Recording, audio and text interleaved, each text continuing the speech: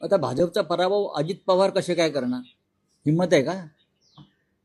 म्हणजे हा तर्कच मला पटत नाही की भाजपचा पराभव करण्यासाठी पवार एकत्र येतात, म्हणजे अजित पवारांचं. अजित पवार हे भाजपचा पराभव कसे करू शकणार जे भाजपच्या युतीमध्ये आहे किंवा भाजपच्या पालखीचे भुई आहेत? ते भाजपचा पराभव कसं करणार? काही तर्क पटतील अशा पद्धतीने विधानं करणं गरजेचं आहे. हा, आम्ही राज ठाकरे व उद्धव ठाकरे एकत्र आहेत तो भाजपचा पराभव करण्यासाठी.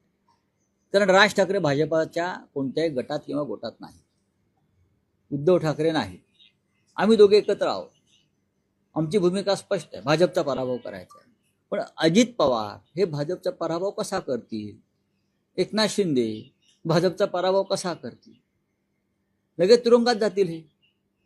तो विचार जरी मनामध्ये आणला, आम्ही तुमच्या विरुद्ध उभे राहू, हे अमित शहाचे पक्ष आहेत.